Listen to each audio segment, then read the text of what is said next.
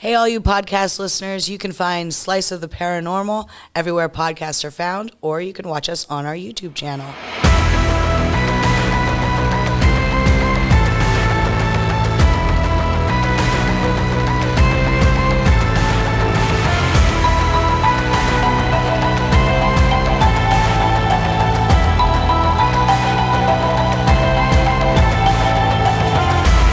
Hey, hi, hello there. Welcome to Slice of the Paranormal. This is where we talk about paranormal histories, weird mysteries, of Witches, all goblins. good stuff. Yeah. And this episode, Werewolves. we're actually going to talk about like a bunch of things. Okay. We're going to talk about not only ghosts, we're going to delve into lake monsters, Yes. storm hags, Yes. and we're going to throw in a possible alien. Nice. Had me at Hag, but I like the alien part too. Yeah, so we're going to try to hit most of our bases here. Okay, this I'm liking episode. this already. Right? So wait, this is the Erie. Yeah, this is the Presque Isle Erie episode. Presque Isle. So we went to Erie. Erie, Pennsylvania. We checked out. Not close to here. Not at all. No, it's a little bit of a hike. And we picked the worst day possible Which that we is could have. any winter month. Just any winter yeah, day. in And that's what we Pennsylvania. decided to do. Yeah. But part of that is connected to today's story, so I think it's a good thing. Right. Well, we also checked out pizza while we were there. We don't want to course. forget that is a True big part of story. our show. We do check out a local pizza shop from where we investigate, so we did that. And later we will talk about our review of that pizza place. Yes. And I also want to just give a shout out to Cup of Code for sponsoring our episode today. Thanks so much, guys. We really appreciate everything you do. It's a true story. And I have one more shout out, actually. Do you want to go ahead and do the shout out? I think you were going to probably do the same thing I was going to do. I wanted to point out that Yep. the sweet Slice of the Paranormal glasses that we have, Very nice. that each have our own personal name on Personalized. Made and, by James Early again. We fancy. Yep. I mean, We that's are. just So what it thanks is. again, James. Definitely It's appreciate it. super cool. Yeah. Yeah, thank you. Love the glasses, man. So yeah, we're gonna be talking about Presque Isle. Yeah. Which I always want to call Presque Isle. Presque Isle. But Yeah. it Cracks is me up. 'Cause I Presque grew up Isle. not far from there, so I know.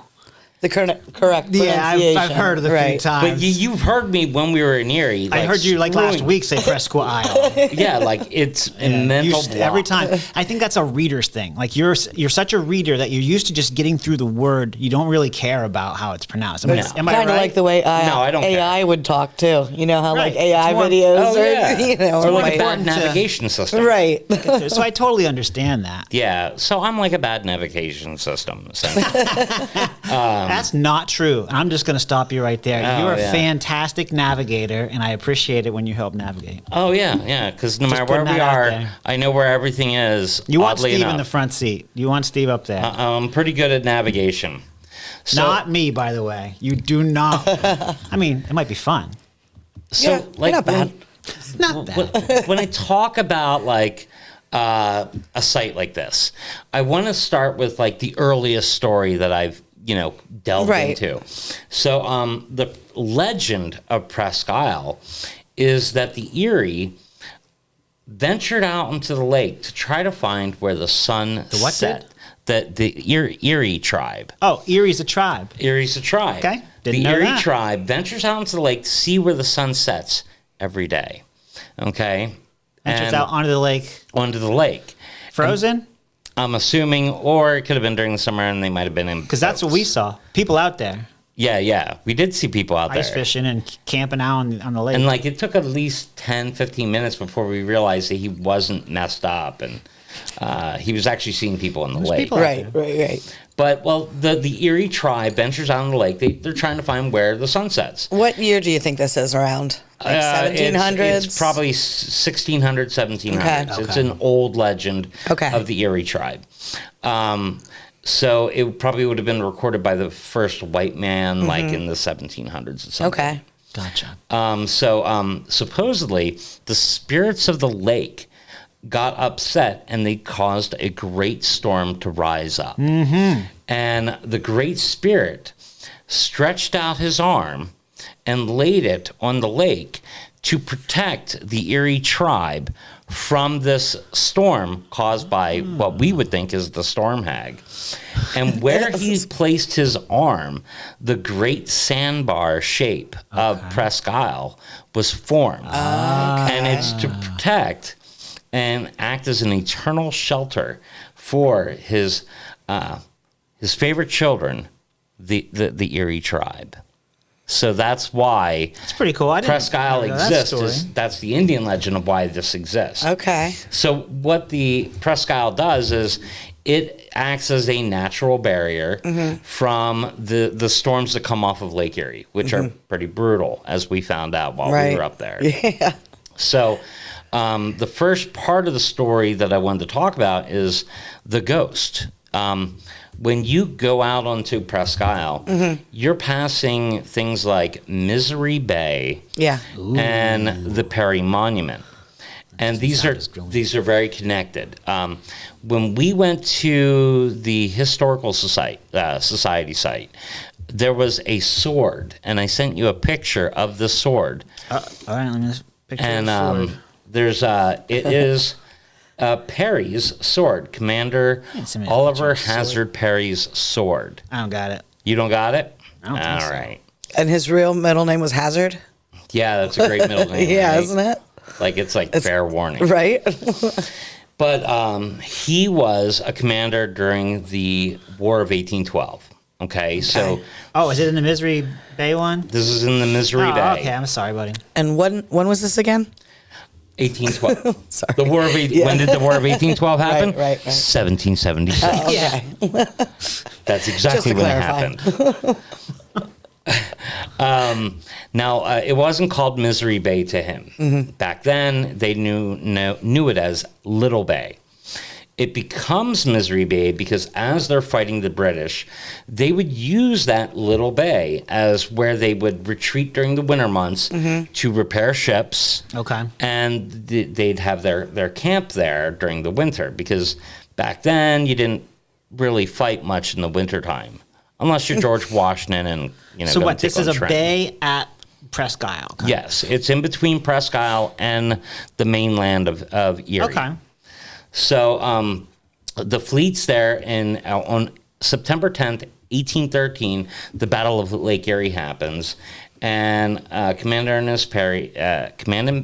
Commodore Perry and his men defeated the British Commodore Perry. at Put-in Bay near Sandusky, Ohio. So they bring these ships back to Little Bay to repair them after this big battle. And the problem was there were a lot of people that were sick and people were dying. And supposedly the men were taken off the ship and they were buried in Graveyard Pond near Little Bay. Okay. And so many men died in Misery Bay that people say that they see the ghost of these War of 1812 soldiers at both Misery Bay and Graveyard Pond, and it's because of all the dead people. So when did it get renamed Lots of Misery them. Bay? Well, shortly after the War of 1812, Yeah. people, because of those men that were suffering Right. on those ships, it more than likely started by the men on the ships. Probably got They like a probably just- nickname almost, like I gotta go to Misery Bay over here. Yeah, so that Yeah. I think it was the men on the ships that Okay, that literally makes sense. started calling it Misery yeah, Bay. and it just stuck. Now, as you guys know, Is this picture the Colonel Commodore Perry? Is that who the guy is in the picture? that Commodore Perry's in the picture. He's the guy The name of the that ship? I think his ship was called the Lawrence, if I remember correctly. Yeah, the hull of the Lawrence, and it was actually sunk in Misery Bay. Same with a ship called the Niagara, Niagara's. That's the one I was going to say. and then they were both Flagship sunk. Niagara, I feel like. The Lawrence Did we was. see that in Erie? Did we go by the flagship Niagara? I don't. No, I don't think I don't so. think we did. The Lawrence was raised in 1875, but it was destroyed in Philadelphia, Yes. like many things. That's right. It was destroyed during the Centennial Exposition of 1876.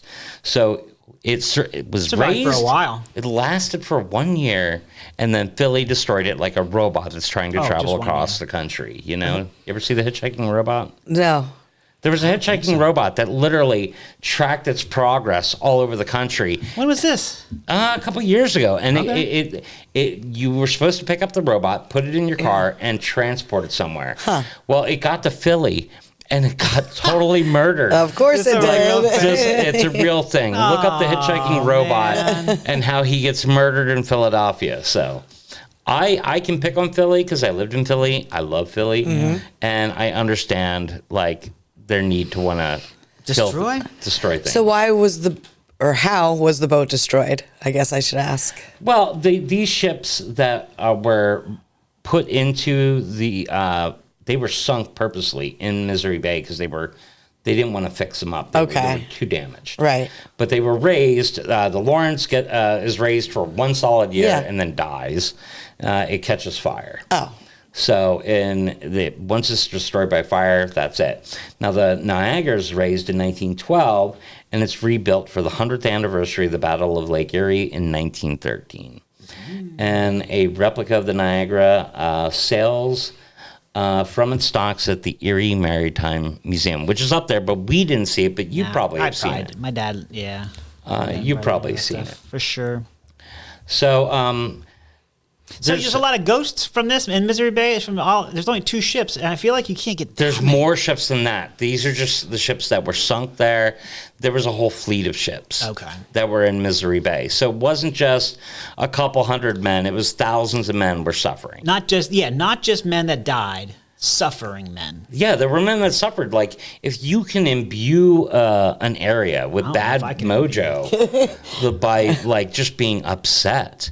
Maybe some of the ghosts are the people that still hated being stuck on Misery Bay. Just the energy from the energy of that. I mean, think about like so many ghosts down in Gettysburg is because of like not only the crap that happened down there, but like every year people go there and check it out and they mourn that still. Oh, right. Yeah. Like you're like adding to the energy. Perpetuating it. Yeah. You're not just going there and having a good time drinking beers. Yeah. You're going there and you're like lamenting. You're thinking about it. Adding fuel to the energy, and I think basically. Erie's the same way. Exacerbate, right? Oh, that is a good word. Oh, that is a good word. So, like, this Presque Isle... I don't like to do that in public. Not anymore. You can get arrested for exacerbating in public too often. So, the Misery Bay is just, said to be haunted. People that see these guys, they appear in tattered clothing.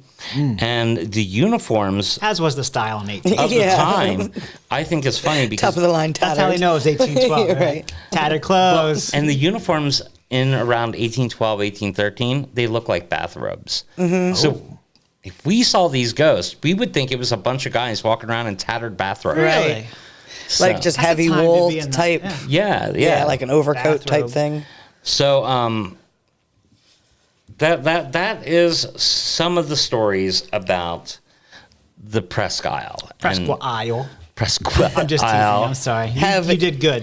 Have either of you heard of any like modern day like people reporting hauntings from there, like from this century? From what I've gathered is people that haven't put their names to the recording, to the incidents, they still see will-o-wisp, which are what would be, scientists would call gaslight. Oh, okay. Like the little flickers of blue or green gases are seen over things like the graveyard pond. Okay. Okay. And the ghosts are seen by just probably visitors going there. But the problem with this whole story, I'm not going to say that these people didn't suffer at Misery Bay. The great debunker. There is literally no historical evidence that a single person was ever buried in Graveyard Pond. What? So, and like at one point, Erie was going to make one of the largest fish hatcheries. So they were going to do it at Graveyard Pond. So the Graveyard Pond was completely dredged. Had there been any people buried there, all the evidence of it would be gone. You would not find it anymore. So help me figure. I mean, they would have found it then. They might have, but I mean, like, if you're not... Well, when you said they were buried at Graveyard Pond, were they thrown in the water? Pretty or much. buried Just around chuck- the edges? Just chucked in the water. Thrown in the water. You know, you're a sailor. Yeah. You get buried at sea all the time. It's just like you throw them overboard. Okay. You know, that's where they wanted to be. I see. You know, so Okay. So it was an actual pond. it's an actual pond. All right. And it's still an actual pond. You can go to Graveyard Pond now, and it's known as Graveyard Pond, but there's nothing to bones. back it up yet. This is part of Presque Isle as well. This is part of Presque Isle. Do we drive by Graveyard Pond? 'Cause I don't We remember did. seeing it. When you go onto Presque Isle, you pass the Anthony Wayne Blockhouse, where they dumped the Anthony Wayne soup into the graveyard and into the Blockhouse grave. And for those that don't know, when you get onto Presque Isle, it's pretty much a left-hand turn to go down the sandbar. Right. And you pass. You kind of go all the way out and all the way around, right? Yeah, pretty much. So we would have passed it pretty much right after we get on Presque Isle. Okay. So, and it was snowing, and we would have not had seen it because at this point in our trip, Ryan's like, "There's people out there," Oh, yeah. and we're like looking on Lake Erie, like, "What the hell are you talking about?" And there were people out there. Because, again, we're from central Pennsylvania, and it doesn't seem like that far away. But on that particular day, there's 20 degrees difference. Yeah. Oh, it yeah, was very freezing. cold. So we didn't think a lake would be frozen up there. And obviously, it had no problem being frozen. Well, parts of it weren't frozen, though. That was the weird Because thing. we wanted to go out. We're like, well, let's do it. Yeah, but parts of it were not frozen. But we this couldn't one figure part, out. we're like, how is that frozen? How is Because, that? like when we got out to go to the Yeah. lake, there was like 8 feet of Not water. frozen. Right. Yeah. And I was like, we got to get out there. Those people have beer. I've watched grumpy old men. Yeah, right. they had tents. They were had fishing holes and everything all the way out there. And I'm telling Oh, you, there's dozens of them. yeah, I bet you half those people were not even fishing. They were just drinking, and we missed a great party. well, I'd do it. I'd love to time do we'll know better. ice fishing Yeah, sometime. I so- think it'd be fun. But since we're on Presque Isle, I thought it was cool that we should talk about the lake a little bit, because the lake has its own lore. Lake Erie. Lake Erie does. Aside from being, used to be considered really dirty, right? Oh yeah, I mean we've all seen Saturday Night Live when they made the bottled Yeah. water from Lake Erie, and the song "Anticipation" is playing, and they're pouring Slowly. the ooze out of the Yeah. out of the bottle. It's not as bad anymore. That was a No. long time ago. Well, I'll have to take your word for it because we did not touch any Lake Erie water. True that. So maybe we'll have to go during the summer when people actually can enjoy Lake Erie. Yeah, Presque Isle's fun in the summer. It's nice. It looked nice. Yeah, I'd go back when it wasn't 20 For There's sure. a huge water park right there too. Whatever that. Oh thing yeah, is. that's right. That was Oh, neat. yeah. So do either of you know the lake monster's name? Eerie. Yeah, Lake Erie. Schmeary. Ellen. The Erie Schmeary. Ellen, is that your choice? yeah. Okay. It's actually called South Bay Bessie. Oh, Bessie was close. Bessie is the name given to the Lake Erie monster, or South Bay Bessie. First, So when you say monster, we're talking like Loch Ness monster type. we're talking, like sea monsters. when you're Like my thinking of shirt? it, like Oh, look at that. Yeah, oh, Look yeah. at that. It's got a sea monster. essentially like what do they call like it? A a Giraff. plesiosaur is what Plesiosaur. what they think is in Loch Right? Ness. No, is it a plesiosaur? Oh yeah. I think it's a plesiosaur. Maybe. So the first recorded sighting is back in 1817. So this is not too much longer after the Misery Bay gets its name. Oh. And it's said to be like snake-like and maybe 30 to 40 feet long Yeah, baby. and 1 foot in What I'm talking diameter. about right there. Good old South Bay Bessie. It's either gray in color, copper, or silver. So Depending on the moonlight. depending on the, like, maybe it's the lighting, you know. So Iridescent. now in Sandusky, Ohio, in Come on, 1793, a captain of the sloop Felicity was said it was 16 and a half feet in length, if that is the same creature. 16 and a half, not 16. It was 16 and Not 17. Hey, is 4 or it- 5 inches. It's a sailor. Like, are they better at measuring than the rest of us? I don't know. I don't know. Just the half seems a little strange to me. A lot of strange. It's probably 15 feet, and he's like, "I'll just throw on." Just add another Add a couple foot and a inches. half. Sounds like a guy thing to do. Yeah, I was going to say, as guys tend to do. Waka waka. So in July of 1817, the crew of a schooner reported a 30 to 40 foot long serpent, dark in color, and later the same year, it was shot at with muskets and had no effect. So we're seeing multiple sightings. People are shooting at this thing. People are shooting at this creature. They're trying to kill it.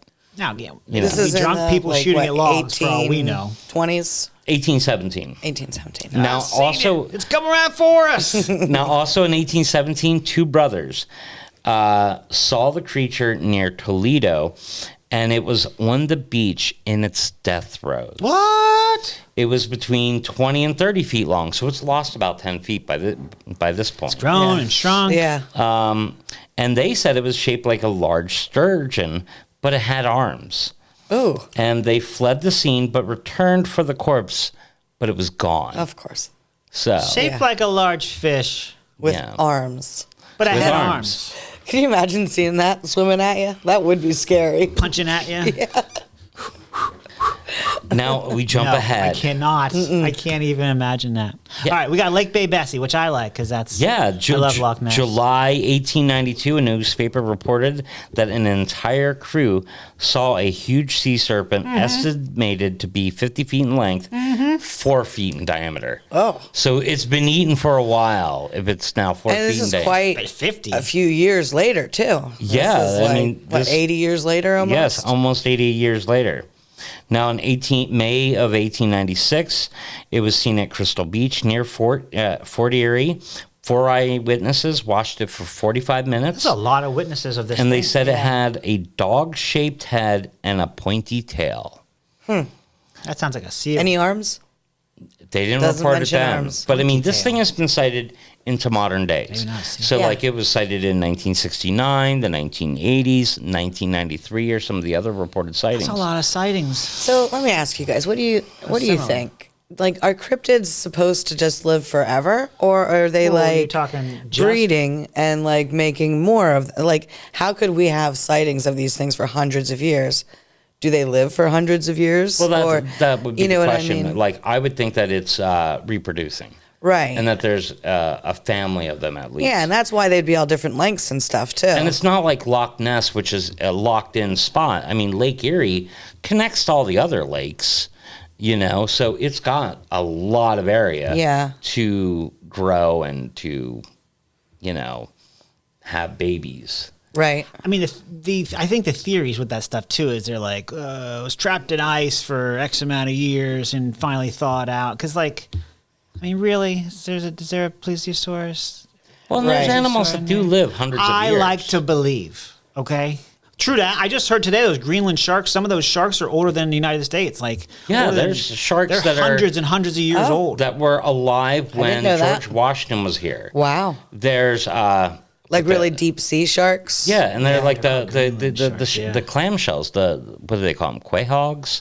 not sure. Can live hundreds and hundreds and hundreds of years, if not thousands. Oh, okay. Craziness. You know, so so there are s- animals out there That that do can that, live that especially these long. deep water Right. craziness. Because again, we Yeah, don't when know you get nothing into about what's the down there. creatures of the water, things get a little bit weird because there's even a jellyfish that is considered eternal because it grows, and then if it has a problem getting food, it will morph to its young state and regenerate and Start grow, over. and just start over. I like that. I want to get me some of that. Unless you purposely try to kill this thing, it could hypothetically live forever. Wow. Cup of Code. Today's episode is brought to you by Cup O Code. Need a website or marketing solution that works as hard as you do?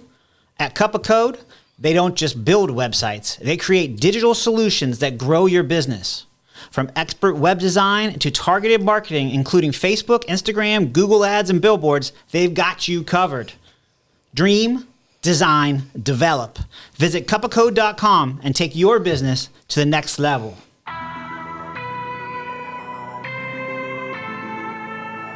So, A local marine owner, Thomas Solberg, offered a $5,000 reward for anyone who captures South Bay Bessie alive. Cryptozoologists say they think it's a plesiosaur, which supposedly died out with the dinosaurs, but Loch Ness would beg to differ. Or Champy. Or Champy. You know, there's other lake monsters Lake that. No. Yeah, it's not just these. There's a lot of these stories about these kind of things. Yeah. And I mean, it's not even just the white man, like, I saw something weird. Oh, no. The Iroquois had a water spirit called On-Yar-A who lives in the Great Lakes. The name means snake in Mohawk. And it was a horned dragon snake that breathes fire and poison, and it crashes boats and eats people. It's a noble thing, I guess. And some people, the naysayers, think it's a bowfin. In 2001, a 47-year-old Brenda McCormick got bit on her right ankle. What's a bowfin? A fish? Yeah, like a fish. And 2 other people were bit the next day. One was a child. The doctors say the wound was from a bowfin. Is it a very big fish? Yeah, what the heck? I gotta look it up. Yeah. Listen, I don't know. I'm not a fisherman. B-O-W, like bow tie? I'm a wuss. I can't kill anything. I feel bad, like putting a worm on a I hook. got a Wi-Fi for some reason. Oh. So we're assuming it's a big fish that bit these people. Some kind of fish. There we go. Yeah, No, it's not even that big. It looks like a trout kind of fish. I mean, I'm not a fish guy, so I don't know. yeah, but if you're It in does the look pretty water big. and something bites you, mentally you're gonna think, "Oh They're my like god, this. it's huge." They're like this. I wouldn't want that biting me. No. No. So, not only do we have ghost on this freaking Presque Isle sandbar, baby. we now have a monster. Sea monster. We have a sea monster. So now we go to Lake monster. We go to the storm hag. True that. Now, have you guys ever heard of a storm hag? Nope. No? No. I know. We both thought about saying something. No. Okay. She's very similar to what in English folklore would call Jenny Greenteeth. The storm Which hag. we've all heard of that. Yeah. No, I'm just teasing. Jenny Greenteeth lived in ponds and lakes. Ew. And she was Scum. green, and she had gnarly teeth. I sent you a picture of Jenny Greenteeth. Oh, that's to what the give you an picture is? idea of what the storm hag is supposed to look like. Her teeth aren't even green in the picture. Listen, you know, If you're listening, check out our YouTube to see these pictures, or we'll post them on our social media too. now the storm hag is an evil sea witch, and she can raise storms and drown sailors. And supposedly, like a mermaid, how mermaids like lure you to your death. Yeah, You know, yeah. She had her own song. Come She's into, gonna need a song looking like that. I know, right? But she sang, "Come into the water, love, dance beneath the waves, where dwell the bones of sailor lads inside my saffron caves." Nice. Nice. And with that, when the sailors heard this poem, they would be like, "No thanks." Yeah. And then I'll go the other way. and they didn't want to have anything to do with it. And then supposedly at that point, the storm hag would raise up a storm or physically come out of the water Dang. and attack the ship. And her talons were supposedly coated in poison. What? So, like, she would drag Okay. the people in the It ship. was about then the storm hag rose up out to sea. The legends go back to at least the mid-1700s about the storm hag. Wow. She's rail thin. She's got bright yellow eyes, sickly green skin, sharp pointy teeth. I don't They like it. appear like shark's teeth, but moss green. Her long arms have hands with talons like claws that drip with venom. Now, in 1782, she is blamed for taking down a ship. The storm hag raised from the depths of the waters from the Presque Isle. People on shore could hear the sailors' cries, and supposedly she kinda drowned creepy. the men. So Apparently, sound carries pretty good over water, right? So you can hear all these guys dying. That'd be pretty creepy. Oh yeah. So that was before all the men were buried there and everything, right? That was 1812. oh yeah, that's before the men are buried Okay, there. Oh, so so maybe just adds. she like caused some of the misery.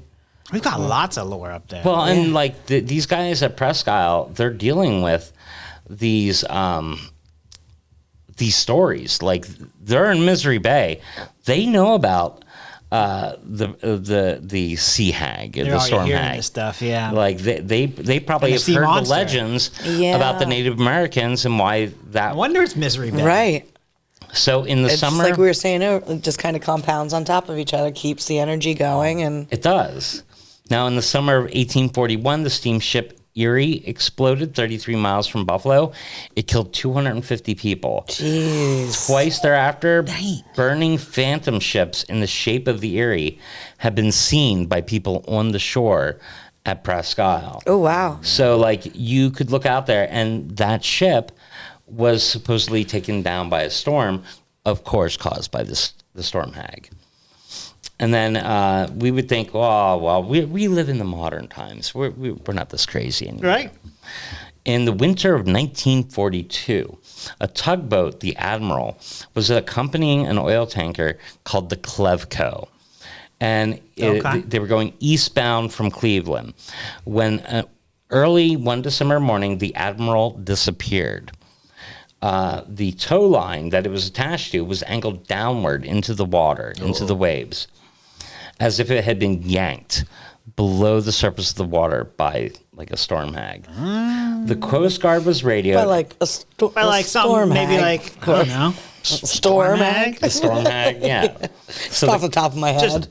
Yeah. Spitballing here. just throwing out some ideas, The Coast Guard was radioed, and by the time it arrived, both ships were missing in action.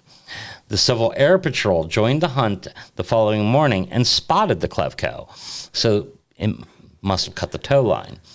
So the pilot's radio promptly went dead, and the Clevco was suddenly engulfed in a sudden snowstorm. So a cutter ship sighted it later, but surprise, the tanker dissolved into another spontaneously appearing blizzard. At press time, the storm hag might be the legitimate attempt to rationalize eerie weather that these ships may have encountered. Yeah, that makes sense. The Clevco eventually reestablished radio contact with the Coast Guard, but only for 1 hour. After that 1 hour, communications went silent, and it was never seen or heard from again. Ooh. So ultimately, both these ships are gone. Yeah. And They're just gone. the storm it's made to sound like the storm is engulfing just the ship, that these other ships are not affected by this storm. So did they piss off the storm hag? And like the storm hag's like attacking that one ship. Just that one, picking on one specific ship. Yeah, exactly.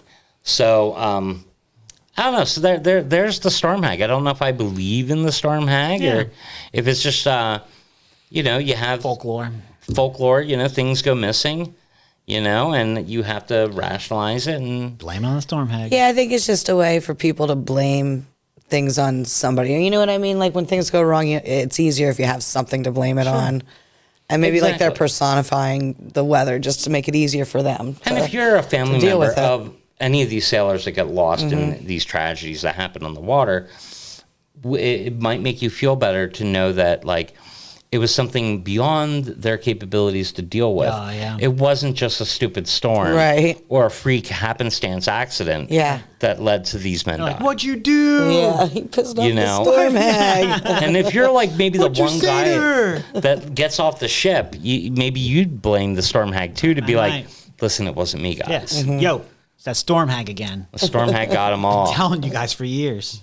So I don't know. I think between ghost, storm hags, freaking South Bay Bessie, and flaming dam ships on Lake Erie, I think Presque Isle's kind of interesting. And we definitely interesting. kind of like hit the mother load of crazy stories. But I'm not done. Oh, no. But wait, there's more. But wait, there's more. So we, when we were there, we went to Beach 6. Yeah. And I'm like, we got to go to Beach 6. Oh yeah. Is that where I tried to do donuts? Yeah, you drove right onto the freaking sand, and I didn't tell them anything of the story about why we're there. No. And it was like frozen foam sand. It wasn't like, you know what I mean? It wasn't like typical sand. It was weird. I didn't touch it. But It was definitely odd. Yeah. but Yeah, I wanted to see if I could do some donuts, which then Ryan was like, dumbass, you can't do donuts with all-wheel drive. But I tried. And then that guy came out and looked at us really weird. Just basically doing a giant circle in the parking lot. pretty much. So why did I take you to Beach 6? We Why have a did you picture take us? of the Beach 6. Yeah. You took one of what is a Like I lifeguard wanted like the station? actual lake, and then it is some kind of lake house. Like I think they moved it back from Lifeguard. the shore. It says keep off. Oh, number 6. I don't know. But yeah, it's like 50 feet back from the shore. It's behind. Yeah, like so a I think they sandbar. moved it back And for the not winter. up very high either. Like, it wasn't very high. Oh, then they shove it out. I think they probably springtime. shove it closer to the lake That makes during the sense. summer. So there was actually a UFO sighting there at Beach 6 Yeah, baby.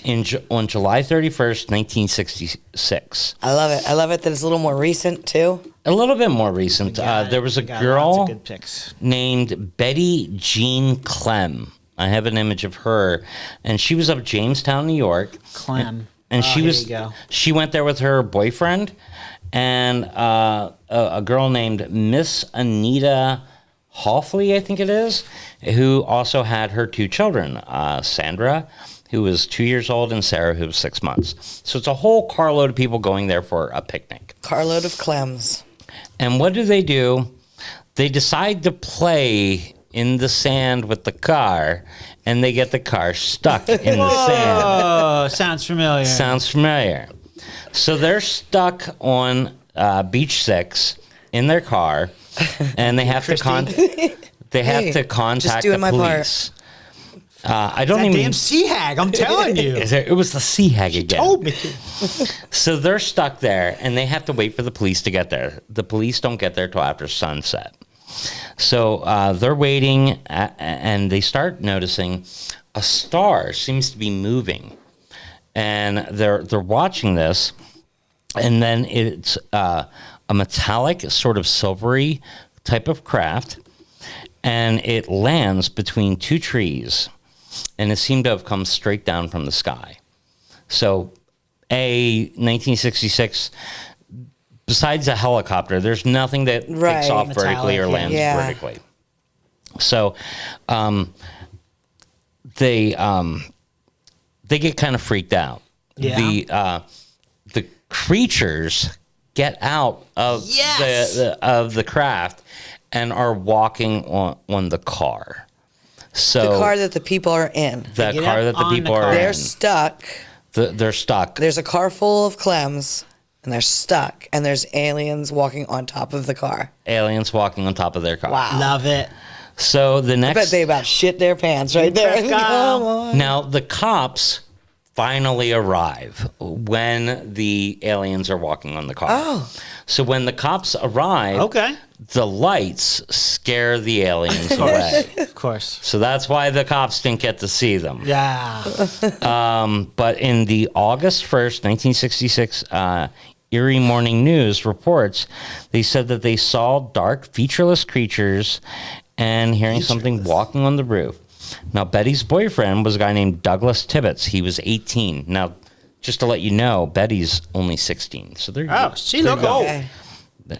well, that's because in the you know, 60s they yeah. looked older. Now, Douglas Tibbetts was from Greenhurst, New York. He witnessed everything, and he told patrolman Ralph E. Clark and Robert Loeb Jr., who had responded to the emergency, about what happened. Now, on August 2nd, the Erie Morning News reported that the Air Force was launching a probe into the incident. They said a test for radiation was made on the ground surface of the area of Beach 6, where the craft was said to have landed, but no sign of radiation was found. So that's weird. So law enforcement and military both helping out with this Yeah, so like Took it seriously. That's not a normal up until this scenario point, for this, right? you think it's just, well, these are young kids making stupid stories up. But the local law enforcement takes it very seriously. Interesting. Yeah. That is unique. Usually they would just be like, kids out there. Yeah, Yeah. I have a ton of names connected to this event. Major William S. Hall of Youngstown went to the scene of the occurrences near Beach 6 where the strange imprints were found on the ground. I sent you images that show the beach. There's they marked out where the car was, and then there's a guy that was actually checking out the footprints. And there were footprints. They did take plaster cast. Of the footprints, I have not been able to locate where these plaster casts went, but of course, Wrights-Patterson Air Force Base is pointed out. Yeah, you can kind of see it. So the officer took plaster casts of some tracks, and like I said, where the plaster cast, who the heck knows? I like that he's pointing with his middle finger, though. It's like very punk rock. Now, on August 3rd, Dick Ramsey reported that 5 members of the National Investigations Committee of Aerial Phenomenon. It's a good porn name. It's a man's name right there. It is. Dick Ramsey. It's either a man's name or a porn name. But so these the members of the National Investigations Committee on Aerial Phenomenon, Richard Hobbs, Joseph McGuire, James Reed, Jeffrey Gow or something, and James Ciprell joined the investigation. So this investigation is like multiple levels. Police agencies, tons of people are all involved. Not being swept underneath the rug. It's not, and the Erie Morning News is actually reporting this on a daily basis because they probably are getting tons of people getting the papers to find out the information. So it behooves them to constantly keep updating on everybody of what the hell's going on. So 8 other people reported a sighting before July 31st. Stephanie Lupo, Helen Roach, Elaine Orsell, Charlie Mango, Sue Carl, Linda Henderson. Is that no relation? No relation. Okay. Janice Dickey and Jane Moran. 2 girls came forward to report that they saw a UFO 3 months prior to this incident. So, once all this started coming out, people started saying, hey, I've been seeing lots of things above Lake Erie. So I've seen stuff too. Yeah, so I think it's like once it gets out there and people are like, well, there's so many people out there, I can tell them my story. So I don't they don't feel like they're going to be ridiculed, you know, if other people are also. Weren't like 50s and 60s, there's a lot, like in 70s too. Oh, yeah, they love outer space in the 60s. There's like Flash Gordon and all those shows. So it's almost like. Yeah. So I think a lot of people, not that they were making it up, but that they just felt emboldened to be able to share what they had seen. So then there's a guy named William Rutledge spotted a UFO at 4:45 a.m. from Lawrence Park. A Wesleyville patrolman, I don't know where Wesleyville is. I don't know if you know. Wesleyville, I think it's right near Erie. I think so. And a guy named Donald Peck saw an object as well the same day. By August 5th, just 5 days after this whole thing started, the Erie Morning News declared that the peninsula is ruled safe. Oh, they ruled it safe. After the UFO investigation. So, so they went in and cleaned it all up. They cleaned it all up by then. Nothing to worry about. Everything was gone to Wrights-Patterson Air Force Base. Dude, the picture of this UFO is redonk. Yeah, like drawing of unidentified flying object, sketched by witness Doug Tibbetts. It looks like a coffin. I don't even know what it is. But like when I read lights coming out of it, the Erie Morning News reports, she said it looked like a mushroom. Like it was a mushroom-shaped craft with a light that was shining down from below it. Oh, crazy. And then when it landed, it had 2 landing arms that were made impressions on the sand. Wow. They actually even measured it. They were 2 diamond-shaped impressions, 18 inches wide, 6 to 8 inches deep into the sand, and the two arms that came down were 10 to 12 feet apart. So it would have been just a little hair larger than the car That sounds itself. crazy. And judging from where, like in the images, it shows that they flagged out where the car was sitting. The craft landed 400 yards away from it. Why would they both have it looking so different, though? If Tibbetts was the boyfriend, right? Tibbetts was the boyfriend, but Yeah. he didn't elaborate throughout his life about it because he dies at some point. So He doesn't elaborate because he did. he did. He did. He did. Tibbetts reminded me of Kibbles. But Ryan, you describe his drawing as looking like a coffin. It's like but it had all these like arms and like. I don't know if they're lights coming like out supposed to from be lights, the like- arms coming It's out. not crazy. mushroom shaped. Not at all. Yeah. So, and then his girlfriend describes it as mushroom But shaped. if anyone has like a subscription to newspapers.com, which I don't know if you guys know about this, but us geeks love I was us. going to say, I bet you do. Yeah, I don't have a subscription, but a lot of us geeks do. We know what to get you It's for like Christmas. it's like Yeah. $10 a month, and essentially you can get access to every newspaper that's put out, and it saves them all. So instead of so you can like research old sites like this and that's pretty cool. stories to try to find out more information. Sounds like something I will never do. I would totally do it. You would not believe how many old newspaper accounts I read from do the believe it. early 1900s. I'm sure you've searched like microfiche and stuff, haven't you? I have. Like in the old days. Microfiche. I did it back in the day for school projects and stuff, but Yeah, when I had to. yeah, Listen, not recently. My level of geekdom knows no bounds. No bounds. The local historical society was like, oh, we can access all the Pennsylvania archives digitally now. So they had an entire CD collection of the entire Pennsylvania state archives wow. on disc. Now I own. I was going to say, you're like salivating. I own the entire Pennsylvania state archives on disc. Nice. Nice that job, Steve. would normally So that would be in include the what? Like everything historical? Everything like all the notes that were taken at provincial council meetings, Indian, Native American treaties, like correspondences between the governors. No kidding. Wow, Like, that's really cool. I have all that stuff so that when I do a deep dive into trying to study either genealogy or towns of like where was this tavern located, I go into the archives and I can just research it that way. Pretty neat. So I can avoid getting on the internet. Yeah. You're like, no, don't do it. My brain hurts just listening to that. Yeah, I'm wondering, like, how would that even work on a desk? And anyway, That's how our brains Yeah, are it different. doesn't I matter. literally have 150 discs, like at my house, Yeah. to have all the archives saved. But if the world goes to shit, You've got it. I still got them. But does your computer even have a disk drive? I bet it doesn't. This is not even a computer. This is a Chromebook. This is like what they give kids at a Right, school. They're right. like, here, we trust you with this. Yeah. Was this our trip to Erie, though? That was it? That was it. That was our trip to Erie. Well, we did more up there, but this was for this episode. For this episode, that's it. Okay, fair enough. Hey, before we shut this pizza box, I'm going to do a pizza review. All right. We ate at which one?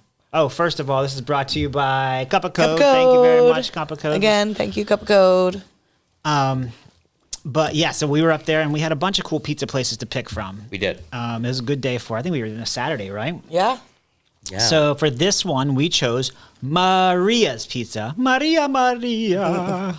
It was the last shop around the back of a shopping center type building. Oh yeah, remember that was kind of like around the back, and we're like, is this gonna be? Is that the one where they didn't have plates or napkins? Or we Maybe. ate it in Hold the on. car? Nice place, lots of tables, very nice wait staff. No, not this that was our place. first pizza of the day, 11:42. So Yeah. it says our pizza was out in about 8 to 10 minutes, and they brought it to the table. This place was loaded with pepperoni on. This pizza was loaded with pepperoni on top of the pepperoni. Yes. It's It like- was massively. It was one of those where they just Hooked up. a ton of pepperoni on It's top. like, you want a heart attack? Come here. Yeah. Did you ask for pepperoni? Extra. So Maria's Pizza. Let's see what our reviews were. Steven, 3.25 out of 5. That ain't Steve, bad. It's not bad. That's pretty, I think, regular score, right? Yeah, that's like standard It's pizza good for pizza. me. Yeah. Steve says, I like the airy, crispy crust.